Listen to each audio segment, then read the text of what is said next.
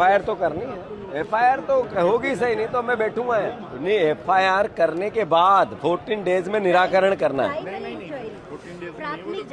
एक मिनट, प्राथमिक जांच का कौन से बंधे हुए हैं, विधि के अनुसार ही कार्रवाई। बिल्कुल सही हुआ। डॉक्यूमेंटेशन करना पड़ेगा सर, डायरेक्ट कर सकते तो हम बिल्कुल कर लेंगे। वन मिनट, आप सही हो। कब? जब फॉर्म 7 के अंतर्गत आवेदक ने आपत्ति ली, उसकी जांच करने का अधिकार बीएलओ का था। बीएलओ ने उस आपत्ति को एक्सेप्ट कर लिया और एक्सेप्ट करने के बाद बीएलओ ने उसको 14 का नोटिस दे दिया। यानी उसने ये कहा कि ये भारत के नागरिक नहीं हो, आपने उसको सीधा कह दिया भारत का। इसका मतलब है अपने आप में एविडेंस बन गया है। ये हम वो लाए हैं, हमने सिर्फ ये 7 का फॉर्म नहीं लाए हैं, इसके नीचे फॉर्म 14 भी आ गया है, जिसमें नोटिस दे दिया उसने वोटर को सीधा। किसने? बीएलओ ने, कि आपको जो हमें शिकायत मिली उसको हम स्वीकार करते हैं। हाँ, मैं फिर से आपको करेक्ट करूं, ये आपको समझना पड़ेगा। आप सही हो। पहले उसमें लिखा है कि विधि ने 15 दिन 14 दिन में आपको प्राइमरी इंक्वायरी के बाद एफआईआर करनी है। ये कब करनी है? जब हम फॉर्म 7 का आधार लेके आपके पास आते हैं, ये एविडेंस बन गया।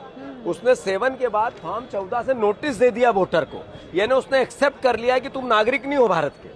उनने कहा तुम नागरिक नहीं हो, ये यहाँ तक की प्रक्रिया हो गई है। ये सरकारी कर्मचारी निर्वाचन ने कह दिया, हम उसको चैलेंज कर रहे हैं। इसमें 14 दिन नहीं है, इसमें नहीं, बताओ ये।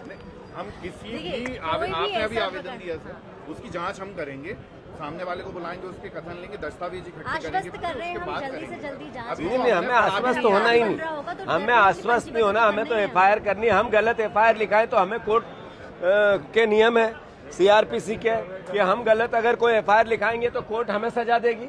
सही है, हम एक्सेप्ट करेंगे उसको। आप एफआईआर लिखो, अगर मैंने गलत एफआईआर लिखाई तो मेरे पे सजा होगी। आपका क्या लेना देना? स्वाभाविक सी बात है, हमारा कोई लेना देना नहीं है, लेकिन प्राइमरी फेज से डॉक्यूमेंटेशन तो पूरे होंगे ना। तो डॉक्यूमेंटेशन लाया ना मैं, ये क्या लाया सर? आप बोल रहे हैं उसको एक बार सर, वेरीफाई जो आप दे रहे हैं इनका परीक्षण करेंगे हम, तो हम लोग भी दस्तावेज मंगाएंगे। और मैं आपको आश्वस्त इस बात के लिए कर रही हूं कि जितनी जल्दी हो जाएगी उतनी जल्दी जांच। ये एफआईआर का ही मुद्दा है। आपने अगर वो 14 का नोटिस का वेट कर रहे थे हम, ये तो हो गया था पहले ही। अगर वो 14 नोटिस बीएलओ ने घर वालों को दे दिया, ये कल दिया और मैं आज आ गया, यहाँ से क्राइम चालू हो जाता है। मैंने बार बार बयान दिया था कि जिस बीएलओ ने ये कहा कि ये इनके साथ दिया बीजेपी का, तो हम आपके खिलाफ एफआईआर लिखाएंगे। तो हमने जो एफआईआर कब लिखा रहे हैं? जब उसने साथ दे दिया। तो इस वीडियो में देख सकते हैं आप जीतू पटवारी थाने में पहुंचकर एसआईआर के बारे में जानकारी और एफआईआर दर्ज करवाते हुए।